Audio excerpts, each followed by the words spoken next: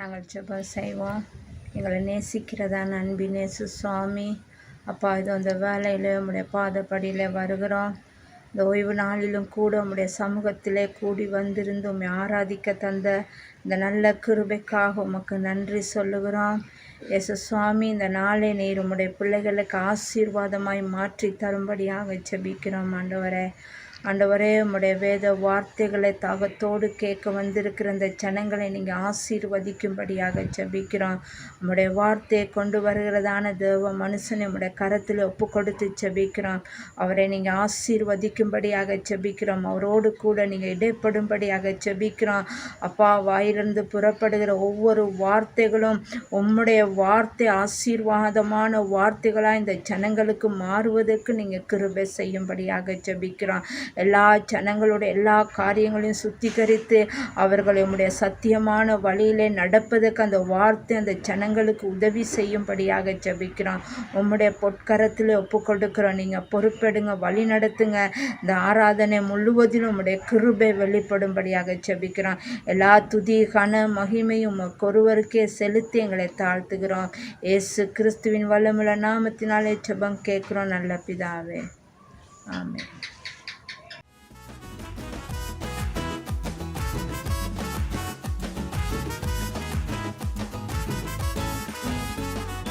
என் முழு உள்ளம் இயேசுவை பாடும், என்றென்றும் ஸ்தோத்தரிக்கும்.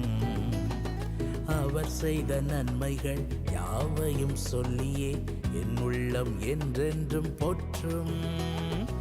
என் முழு உள்ளம் இயேசுவை பாடும், என்றென்றும் ஸ்தோத்தரிக்கும். அவர் செய்த நன்மைகள் யாவையும் சொல்லியே என் உள்ளம் என்றென்றும் போற்றும். ஆத்துமா பாடிடுதே, ஆத்துமனேசர் இயேசுவையே. ஆத்துமா பாடிடுதே, ஆத்துமனேசர் இயேசுவையே.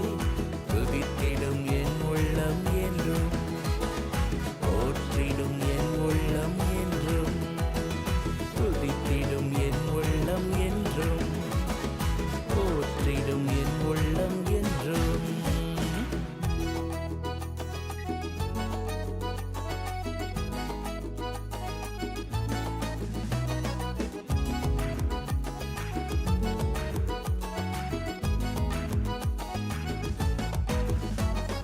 சிறகுகளாலே என்னை மூடிக்கொண்டார், செட்டைகளால் அணைத்து கொண்டார். வேடனின் கண்ணியில் சிக்கிடாது காத்திட என்னை சுற்றி வேலியடைத்தார். சிறகுகளாலே என்னை மூடிக்கொண்டார், செட்டைகளால் அணைத்து கொண்டார். வேடனின் கண்ணியில் சிக்கிடாது காத்திட என்னை சுற்றி வேலியடைத்தார். ஆத்துமா பாடிடுதே, ஆத்துமனேசர் இயேசுவையே. ஆத்துமா பாடிடுதே, ஆத்துமனேசர் இயேசுவையே. துதித்திடும் என் உள்ளம் என்றும், போற்றிடும் என் உள்ளம் என்றும், துதித்திடும் என் உள்ளம் என்றும், போற்றிடும் என் உள்ளம் என்றும்.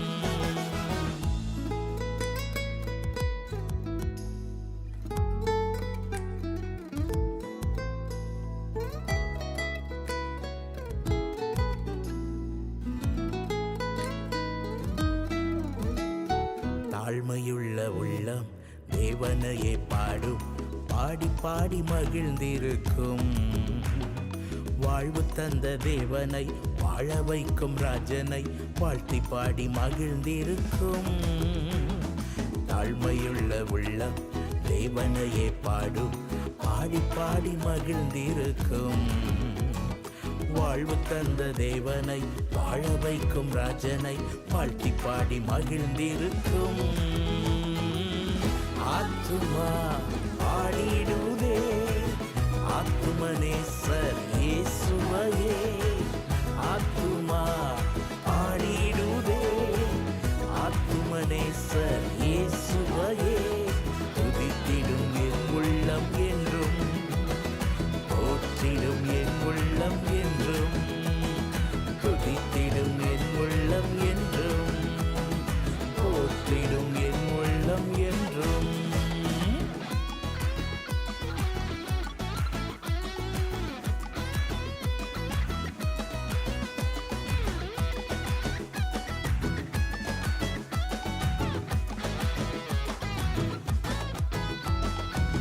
முகமுகமாக நேசரை காண்பேன் நித்தியமா மோட்ச வீட்டிலே.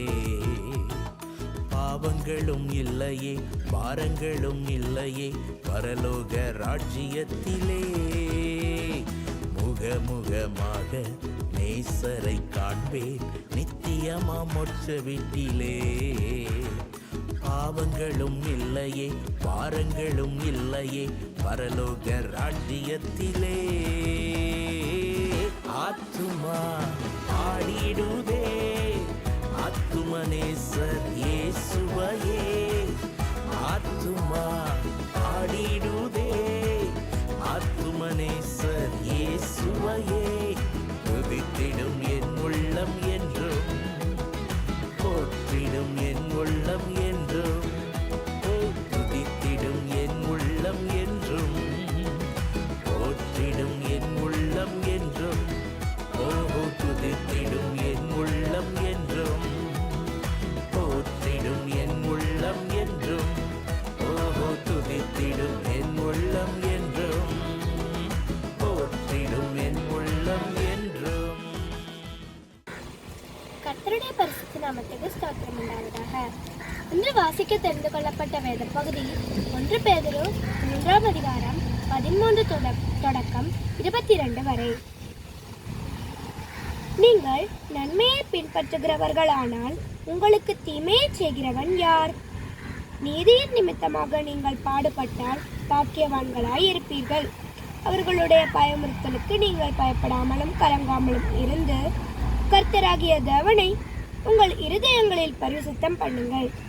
உங்களில் இருக்கிற நம்பிக்கையை குறித்து உங்களிடத்தில் விசாரித்து கேட்கிற யாவருக்கும் சாந்தத்தோடும் வணக்கத்தோடும் உத்தரவு சொல்ல எப்பொழுதும் ஆயத்தமாயிருங்கள். கிறிஸ்துவுக்கேற்ற உங்கள் நல்ல நடக்கையை தூஷிக்கிறவர்கள் உங்களை அக்கிரமக்காரர் என்று உங்களுக்கு விரோதமாய் சொல்லுகிற விஷயத்தில் வெட்கப்படும்படிக்கு நல் மனச்சாட்சியுடையவர்களாயிருங்கள். தீமை செய்து பாடனுபவிப்பதிலும் தேவனுக்கு சித்தமானால் நன்மை செய்து பாடனுபவிப்பதில் மேன்மையாயிருக்கும். ஏனெனில் கிறிஸ்துவும் நம்மை தேவனிடத்தில் சேர்க்கும்படி அநீதி உள்ளவர்களுக்கு பதிலாக நீதி உள்ளவராய் பாவங்களின் நிமித்தம் ஒரு தரம் பாடுபட்டார். அவர் மாம்சத்திலே கொலையுண்டு ஆவியிலே உயிர்ப்பிக்கப்பட்டார். அந்த ஆவியிலே அவர் போய் காவலில் உள்ள ஆவிகளுக்கு பிரசங்கித்தார். அந்த ஆவிகள் பூர்வத்திலே நோவா பேழையை ஆயத்தம் பண்ணும் நாட்களிலே தேவன் நீடிய பொறுமையோட காத்திருந்த போது கீழ்ப்படியாமல் போனவைகள். அந்த பேழையிலே சிலராகிய 8 பேர் மாத்திரம் பிரவேசித்து ஜலத்தினாலே காக்கப்பட்டார்கள்.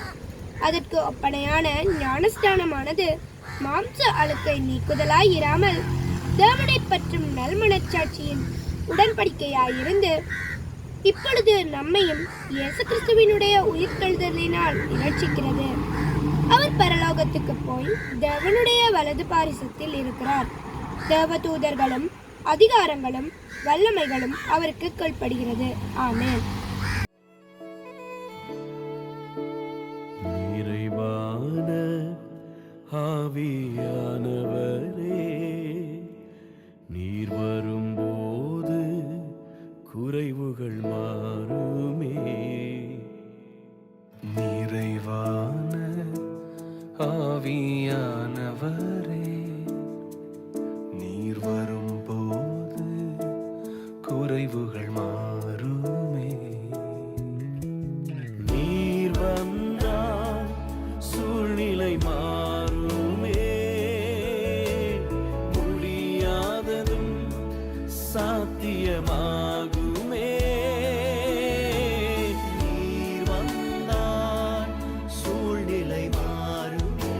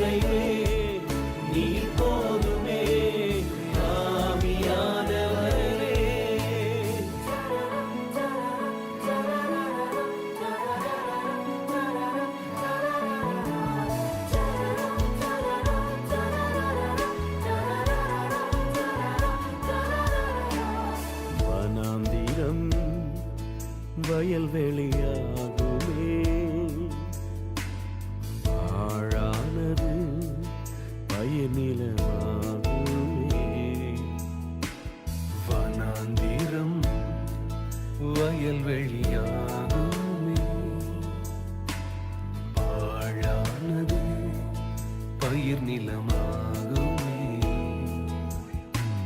நீர் வந்தால் சூழ்நிலை மாறுமே, முடியாததும் சாத்தியமாகுமே. நீர் வந்தால் சூழ்நிலை மாறுமே, முடியாததும் சாத்தியமாகுமே. நிறைவே நீர் மாறுமே, நிறைவே நீர் வேண்டுமே, நிறைவே நீர் போதுமே. ஆவியானவரே, நிறைவே நீர் மாறுமே, நிறைவே நீர் வேண்டுமே, நிறைவே நீர் போதுமே. ஆவியானவரே.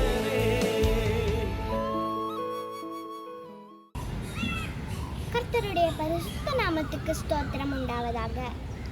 வாசிக்க தெரிந்து கொள்ளப்பட்ட வேத பகுதி யோவான் 14ஆம் அதிகாரம் 15ஆம் வசனம் தொடக்கம் 21ஆம் வசனம் வரை. நீங்கள் என்னிடத்தில் அன்பாயிருந்தால் என் கற்பனைகளை கைக்கொள்ளுங்கள்.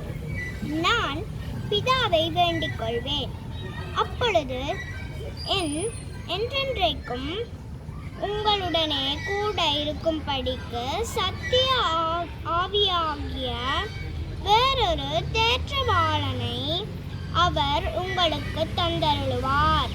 உலகம் அந்த சத்திய ஆவியானவரை காணாமலும் அறியாமலும் இருக்கிறபடியால் அவரை பெற்றுக்கொள்ள மாட்டாது. அவர் உங்களுடனே வாசம் பண்ணி உங்களுக்குள்ளே இருப்பதால் நீங்கள் அவரை அறிவீர்கள். நான் உங்களை திக்கற்றவர்களாக விடேன், உங்களிடத்தில் வருவேன். இன்னும் கொஞ்ச காலத்திலே உலகம் என்னை காணாது, நீங்களோ என்னை காண்பீர்கள்.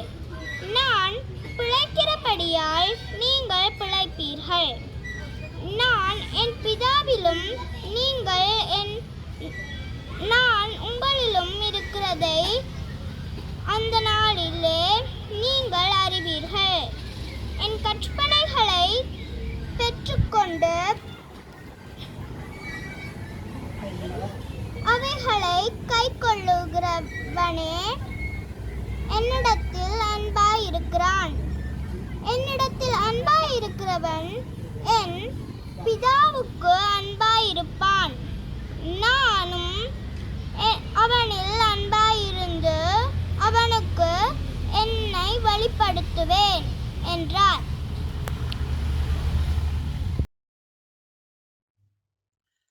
ஆண்டவராகிய இயேசுவின் நாமத்தில் உங்கள் யாவரையும் வாழ்த்துகிறேன். இந்த வாரம் நாம் வேதத்திலிருந்து வாசிக்க இருக்கின்ற வேத பகுதியானது யோவான் எழுதின நற்செய்தி புத்தகம் 14வது அதிகாரம் 15வது வசனம் தொடங்கி 21வது வசனம் வரையிலான வேத பகுதியாகும். இயேசு தம் சீசர்களிடம், நீங்கள் என்னிடத்தில் அன்பாயிருந்தால் என் கற்பனைகளை கைக்கொள்வீர்கள் என்று கூறிய எளிமையான அந்த வாக்கியத்தோடு கூட இந்த வேத பகுதி தொடங்குகிறது. நாம் மற்ற காரியங்களை பார்ப்பதற்கு முன்பதாக உங்களை சற்று இங்கே நிறுத்த விரும்புகிறேன்.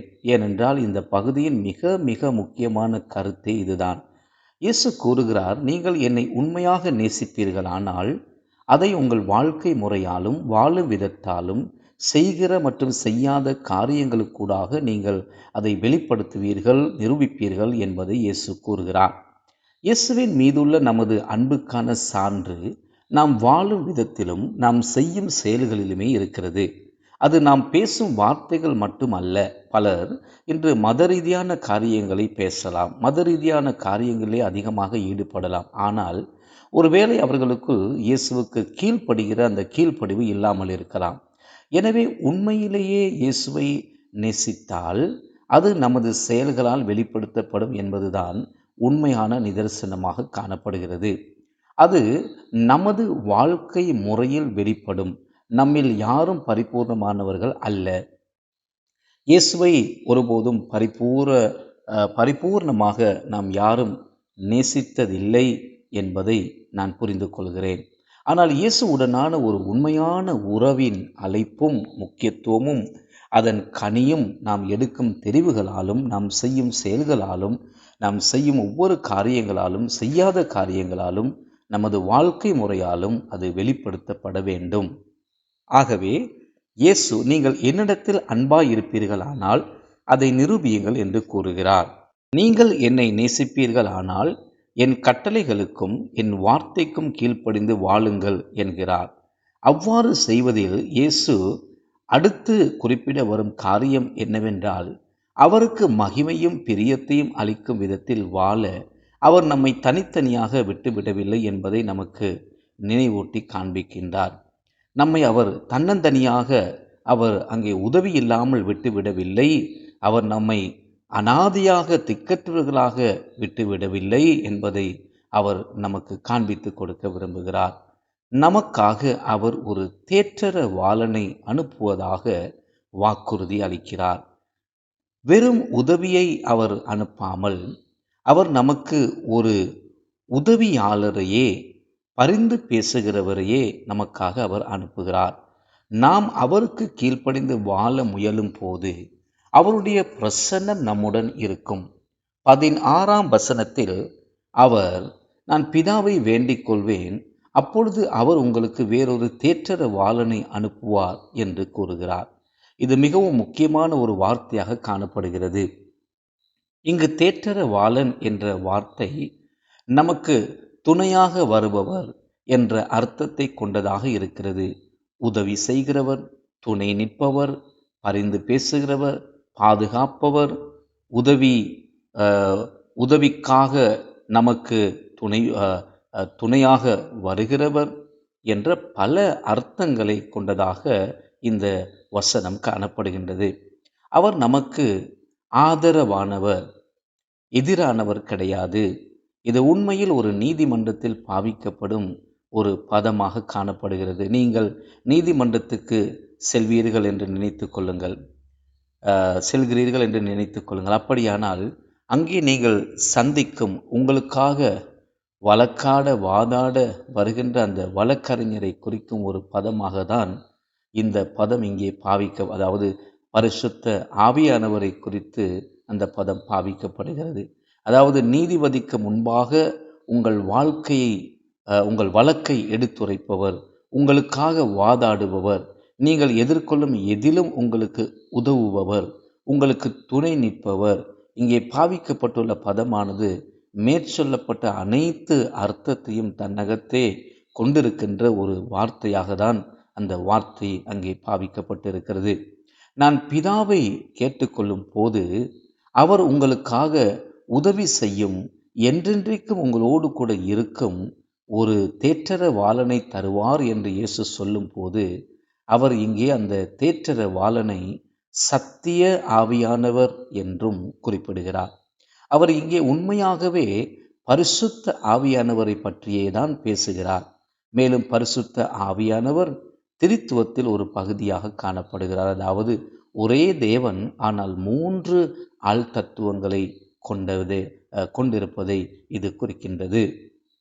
அவருடைய பிரசன்னம் நம்மோடு கூட இருக்கிறது. குறிப்பாக நமக்காகவே இருக்கின்றது, நமக்கு எதிராக அல்ல. இதைத்தான் நீங்கள் மிக முக்கியமாக அறிந்து கொள்ள வேண்டும் என்று நான் விரும்புகிறேன். தேவன் நம்மை தண்டிக்க சந்தர்ப்பம் தேடிக்கொண்டிருக்கிற ஒருவர் கிடையாது. நாம் தவறு செய்யும் போது நம் மீது பாய்வதற்காக தேவன் காத்து கொண்டோ பார்த்து கொண்டோ எதிர்பார்த்து கொண்டோ இருப்பவர் கிடையாது. அவர் நமக்காக போராடி கொண்டிருக்கிறார், நமக்கு எதிராக அல்ல. ரோமர் புத்தகத்தில் உள்ள அந்த வேத வசனம் அதையே காண்பித்து கொடுக்கிறது. கர்த்தர் நம் சார்பில் இருக்கும் போது நமக்கு எதிராக யாரால் நிற்க முடியும் என்று அந்த வசனம் கூறுகிறது. ஆனால் பரிசுத்த ஆவியானவரின் பங்கு என்னவென்றால், அவர் நம்முடைய தேற்றரவாளனாக இருந்து நமக்கு ஊழியம் செய்வதே அவருடைய பங்காக காணப்படுகிறது. அதாவது நமது கீழ்ப்படிவை வாழ்ந்து காட்டுவதிலும், இயேசுவின் மீதான நமது அன்பை நம்முடைய செயல்களிலே வெளிப்படுத்துவதிலும் நாம் எதிர்கொள்ளும் போராட்டங்களில் அவர் நம்முடன் வந்து நமக்கு உதவி செய்து நமக்கு துணை புரிகிறவராக இருக்கின்றார். ஆனால் மீண்டும் கவனியுங்கள், இயேசு அவரை ஒரு தேற்றரவாளனாக மட்டுமல்ல, சத்திய ஆவியானவர் என்றும் குறிப்பிடுகிறார். இந்த உலகத்தில் பலவிதமான ஆவிகள் காணப்படுகின்றன. இந்த உலகில் பலவிதமான செல்வாக்குகள் காணப்படுகின்றன. ஆனாலும் பரிசுத்த ஆவியானவரின் பிரசன்னத்தை உங்களால் அறிந்து கொள்ள முடியும். காரணம், அவரே சத்திய ஆவியானவராக காணப்படுகின்றார். அவர் நம்மை வழி தவற விட மாட்டார். அவர் நம்மை தவறான பாதைக்கு வழி நடத்த மாட்டார். அவர் பொய் பேசுவதும் இல்லை. அவர் உண்மையை மட்டுமே பேசுகிறவர். அவரே சத்தியத்தின் ஆவியானவர். இந்த காரணத்தினாலேயே தான் இந்த உலகமானது அவரை ஏற்றுக்கொள்ள மறுக்கிறது என்பதையும் இயேசு அங்கே கூறுகிறார். அவரே பரிசுத்த ஆவியானவர். அவரே சத்தியத்தின் ஆவியானவர். உலகம் அவரை ஏற்றுக்கொள்ள மறுக்கிறது. ஏனென்றால் அது அவரை கண்டதும் இல்லை, அறிந்ததும் இல்லை. ஆனால் நீங்கள் அவரை அறிந்திருக்கிறீர்கள். ஏனென்றால் அவர் உங்களோடு கூட இருக்கிறார், வாழ்கிறார், உங்களுக்குள்ளே அவர் இருக்கிறார். அக்காலத்தில் சீஷர்களுக்கு இது முற்றிலும் ஒரு புதிதான கருத்தாக இருந்திருக்கலாம். இயேசு மாம்சத்தில் அவர்களுடன் இருந்தார். ஆனால் இப்பொழுதோ பரிசுத்த ஆவியானவர் என்னும் நபர் மூலமாக அந்த தேவன் அவர்களுக்குள்ளே இருக்கிறார் என்கிற காரியத்தை அவர்கள் கேட்டபோது ஒரு புதிதான ஒரு கருத்தாக அவர்களுக்கு இருந்திருக்கலாம். அவர் நமக்குள்ளே வாசம் பண்ணி உள்ளே இருந்து நம்மை உயிரூட்டி நமக்குள் இருந்து பொங்கி வழிகின்ற ஜீவ ஊற்றுக்களைப் போல அவர் நமக்கு ஜீவனை கொடுக்கிறார் என்று இயேசு அந்த பரிசுத்த ஆவியானவரை குறித்து ஏற்கனவே பல இடங்களிலே கூறியிருந்தார். அதற்கு காரணம், அவர் நமக்காக பரிந்து பேசுபவராகவும் தம்முடைய பிரசன்னத்தையும் வல்லமையும் நமக்கு கொடுப்பவராகவும் இருக்கின்றார். இயேசு, நான் உங்களை திக்கற்றவர்களாக விடமாட்டேன் என்று கூறுகிறார். நான் மீண்டும் உங்களிடத்திலே வருவேன் என்று அவர் வாக்குறுதி அளிக்கிறார். அதாவது அவர் நம்மை தனியே விட்டு விடுவதில்லை என்றும், அவர் நம்மை விட்டு பரலோகத்துக்கு திரும்பி சென்றாலும், சரீர பிரகாரமாக அவர் இங்கே நம்மோடு கூட இல்லாவிட்டாலும் அவர் நம்மை கைவிடுவது இல்லை என்ற வாக்குத்தத்தத்தை கொடுக்கின்றார். அவர் நம்மை தனியே விட்டு விடுவது இல்லை. அவர் நமக்கு வேறொருவரை அங்கே உதவியாக அனுப்புகிறார். உண்மையில் வேறு சில இடங்களில் அவர் தம் சீஷர்களிடம், நான் இருப்பதை விட நான் போவது உங்களுக்கு நலமாயிருக்கும் என்கிறார். ஏனென்றால் நான் போனால் உங்களுக்கு அந்த தேற்றரவாளனை என்றைக்கும் உங்களோடு கூட இருக்கும்படி அனுப்பி வைக்க முடியும் என்று இயேசு கூறுகிறார். அது பரிசுத்த ஆவியானவரை குறிக்கிறது. அவர் சத்தியத்தின் ஆவியானவராக காணப்படுகிறார். நமக்காக பரிந்து பேசுகிறவர், நமக்குள்ளே வாசம் செய்கிறவர். அதனால் தான் இந்த காலங்களில் வாழ்வது நமக்கு சிறந்ததாக காணப்படுகிறது. ஏனென்றால் கர்த்தருடைய பரிசுத்த ஆவியானவர் நமக்குள்ளே வாசம் செய்கிறார்.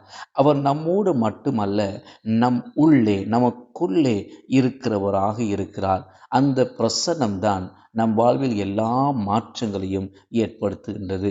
இயேசு தொடர்ந்து கூறுகிறார், இந்த உலகமானது கொஞ்ச காலத்துக்கு என்னை காணாது, ஆனால் நீங்களோ என்னை காண்பீர்கள். இதை அவர் விசுவாச கண்களால் அவர்களை பார்க்கும்படி அவர்களை உற்சாகப்படுத்துகிறார். ஏனென்றால் நான் உயிரோடு இருக்கிறேன், ஆகவே நீங்களும் உயிரோடு இருப்பீர்கள் என்பதை இயேசு காண்பித்து கொடுக்கிறார். அதுதான் இயேசுவின் உயிர்த்தெழுதலில் உள்ள வல்லமை. அவர் நம்முடைய பாவங்களுக்காக சிலுவையில் மரித்தார், கல்லறையிலே அடக்கம் பண்ணப்பட்டார். ஆனால் அவர் இனியும் கல்லறையிலே இல்லை. அவர் இன்னும் கல்லறையிலே இல்லை. அவர் மரித்தோரிலிருந்து உயிர்த்தெழுந்து விட்டார். என்றைக்கும் உயிரோடு இருக்கிறார். ஒருபோதும் அவரால் இனி மரிக்க முடியாது. அவர் இன்னும் சிலுவையில் இல்லை, கல்லறையில் இல்லை, அடக்கம் செய்யப்பட்ட இடத்தில் அவர் இல்லை. அவர் மரித்து போன சடலம் கிடையாது. உயிரோடு இருக்கிற ஜீவனுள்ள இயேசு கிறிஸ்துவாயிருக்கிறார். அவர் உயிரோடு இருப்பதால் இப்பொழுதும் அவரில், அவருடைய நாமத்தில் நமக்கு ஜீவன் உண்டாயிருக்கிறது. பரிசுத்த ஆவியானவரின் நபர்த்துவம், பிரசன்னம், வல்லமை ஆகியவை இப்போதும் நமக்குள்ளே இருப்பதால் அது நமக்கு ஜீவனை கொடுக்கிறது. அது முடிவில்லாத அல்லது நித்திய ஜீவ என்கிற அந்த ஈவாக நம் வாழ்க்கையிலே அவர் வந்திருக்கிறார். அந்த நாளில் இயேசு கூறுகிறார், நான் பிதாவிலும் நீங்கள் என்னிலும் நான் உங்களிலும் இருக்கிறேன் என்பதை நீங்கள் அறிந்து கொள்வீர்கள். ஆகையால் என் கட்டளைகளை கைக்கொண்டு அவைகளை கைக்கொள்ளுகிறவன் எவனோ, அதாவது அவருடைய வார்த்தையை கேட்பவர்கள் மட்டுமல்ல, அவருடைய வார்த்தைக்கு கீழ்ப்படுகிறவர்கள் எவர்களோ அவர்கள் அவரை நேசிக்கிறவர்கள் என்று இயேசு அவர்களை குறித்து கூறுகிறார். என்னை நேசிக்கிறவன் என் பிதாவினால் நேசிக்கப்படுவான், நானும் அவனை நேசித்து அவனுக்கு என்னை காண்பிப்பேன், வெளிப்படுத்துவேன் என்று இயேசு கூறுகிறார். இங்கே ஒரு ஐக்கியத்தை குறித்து இயேசு பேசுவதை நாங்கள் காண்கிறோம். நாம் அவருக்கு கீழ்ப்படிந்து நடக்கும் போது மட்டுமே இயேசுவுடன் ஒரு நெருக்கத்தை நம் வாழ்க்கையிலே அனுபவிக்கிறோம். இப்போது நம்முடைய மாம்சத்தின் படியோ அல்லது பாவ சுபாவத்தின் படியோ அல்ல, ஆவியின்படி வாழ நமக்கு வல்லமை அளிக்கக்கூடிய ஒருவர் நமக்கு கிடைத்திருக்கிறார். நாம் ஆவியின்படி வாழும் போது அங்கே ஜீவன், சந்தோஷம், சமாதானம், ஆசீர்வாதம் போன்றவை நமக்கு கிடைக்கிறது. அவருக்கான நமது அன்பை வெளிப்படுத்தி வாழ்வதன் மூலம் நாம் அனுபவிக்கக்கூடிய ஒரு ஐக்கியம் இருக்கிறது. அது கீழ்ப்படிதல் என்பதற்கூடாக வருகிற ஒரு ஐக்கியம். நாம் கீழ்ப்படிதலுடன் வாழும்போது அது அவர் மீதுள்ள நமது அன்பின் ஆதாரமாக, சாட்சியாக அமைகிறது. ஆனால் நமக்குள்ளே இருக்கும் பரிசுத்த ஆவியின் வல்லமையால் நாம் அவருக்கு கீழ்ப்படிந்து நடக்கும் போது இயேசு ஒரு விசேஷமான வழியில் நம்முடன் ஐக்கியத்திலே ஈடுபடுகிறார் அல்லது ஐக்கியத்துக்குள்ளே வருகிறார். ஆகவே இந்த செய்தியில் உள்ள அந்த எண்ணங்களையும் சிந்தைகளையும் இயேசுவை நேசிக்கிறேன் என்று சொல்லும் போது அதை நீங்கள் வாழும் விதத்துக்கூடாக காட்டுங்கள் என்பதை ஞாபகப்படுத்த விரும்புகிறேன். கர்த்தர் தாமே உங்களோடு கூட இருப்பாராக என்ற நினைவூட்டுதலை கொண்டு உங்களை நான் இந்த செய்திக்கூடாக உற்சாகப்படுத்தி நிறைவு செய்ய விரும்புகிறேன். கர்த்தர் தாமே தொடர்ந்தும் உங்களை ஆசீர்வதிப்பாராக. ஆமேன். தனிமையிலே என்னோடு நீ பேசணும், என் வாழ்வினை ஒரு விசை நீர் மாற்றணும். என் தனிமையிலே என்னோடு நீர் பேசணும், என் வாழ்வினை ஒரு விசை நீர் மாற்றணும். நீர் மாற்றணும், நான் மாறணும், நான் மாறணும், உம்மை போல் மாறணும். நீர் மாற்றணும், என்னை மாற்றணும், நான் மாறணும், உம்மை போல் மாறணும். என் தனிமையில் என்னோடு நீர் பேசணும், என் வாழ்வினை ஒரு விசை நீர் மாற்றணும்.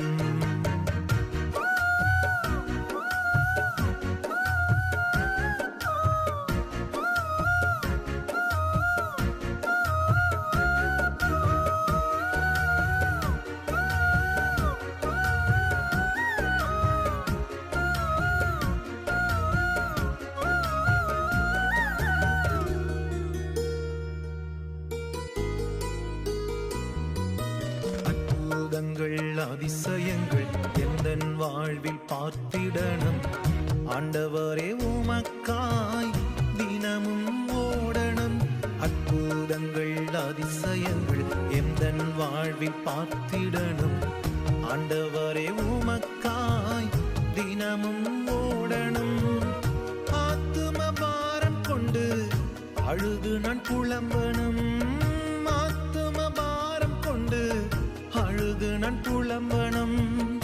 அழியும் தேசத்திற்காய் திறப்பில் நான் இருக்கணும். அழியும் தேசத்திற்காய் திறப்பில் நான் இருக்கணும். என் தனிமையில் என்னோடு நீ பேசணும். என் வாழ்வினை ஒரு விசை நீர் மாற்றணும். என் தனிமையில் என்னோடு நீ பேசணும். என் வாழ்வினை ஒரு விசை நீர் மாற்றணும். நீர் மாற்றணும், என்னை மாற்றணும்.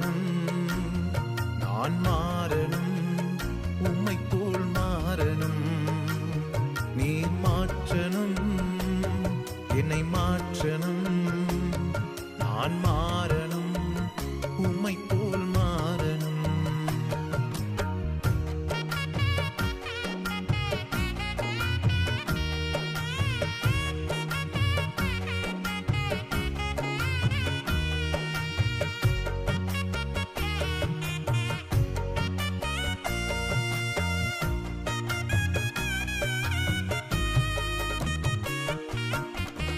பவுளை போல உலகத்தை வெறுத்திடணும், பரலோக வாழ்வுக்காய் பாடுகள் ஏற்றிடணும். பவுளை போல உலகத்தை வெறுத்திடணும், பரலோக வாழ்வுக்காய் பாடுகள் ஏற்றிடணும். உம்மை விட்டு நான் எங்கே போவேன்?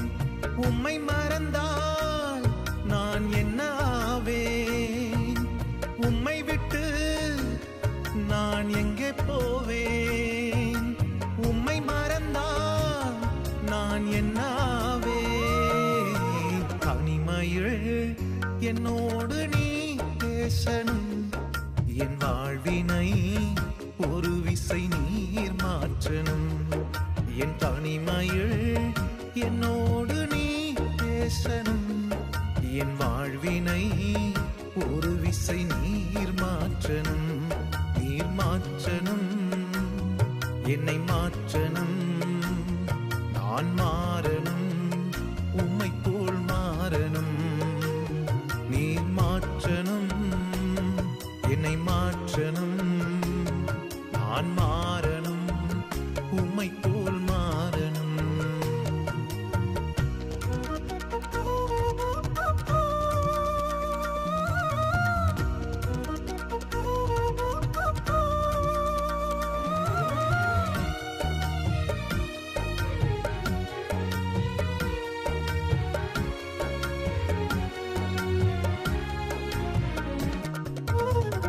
பரிசுத்த ஆவியா என்னையும் நிரப்பிடணும், புது பலன் அடைந்து கழுகை போல் பறக்கணும். பரிசுத்த ஆவியால் என்னையும் நிரப்பிடணும், புது பலன் அடைந்து கழுகை போல் பறக்கணும். பரமனே என்னை பாருமே, எங்கள் சபைகளில் எழுப்புதல் தாருமே. பரமனே என்னை பாருமே, எங்கள் சபைகளில் எழுப்புதல் தாருமே. என் தனிமையில் என்னோடு நீ பேசணும், என் வாழ்வினை ஒரு விசை நீர் மாற்றணும். என் தனிமையில் என்னோடு நீ பேசணும், என் வாழ்வினை ஒரு விசை நீர் மாற்றணும். நீர் மாற்றணும், என்னை மாற்றணும். நான் மாறணும் உம்மை போல் மாறணும். நீர் மாற்றணும், என்னை மாற்றணும். நான் மாறணும் உம்மை போல் மாறணும். அன்பும் கிருபையும் நிறைந்த நல்ல தகப்பனே, ஆவியானவரே, அப்பா இன்றைய நாளை தந்தமைக்காக நன்றி செலுத்துகிறேன். இன்றைய நாளிலும் கூட கர்த்தாவே அப்பா இந்த நேரத்தில் ஜெபிக்க கொடுத்த கிருபைக்காக நன்றி செலுத்துகிறேன். தொடக்கம் முதல் முடிவு பரியந்தமும் நீர் எங்களோடு கூட எங்களை வழிநடத்துகிறேன். இன்னைக்கு கேட்கப்பட்ட வார்த்தையின்படி ஆண்டவரே எதிர்வரும் நாட்களில் நாங்கள் வாழ அப்பா நீர் எங்களோடு கூட எங்களை வழிநடத்தியாலும் இயேசு கிறிஸ்துவின் நாமத்தில் ஜெபங்கக்கிறேன் ஜீவனோடு நல்ல பிதாவே, ஆமென். நம்முடைய கர்த்தராகிய இயேசு கிறிஸ்துவின் கிருபையும் பிதாகிய தேவனுடைய அன்பும் பரிசுத்தாவியானுடைய ஐக்கியமும் நம் அனைவரோடு கூட அவர் வரவரைக்கும் இருப்பதாக. ஆமென்.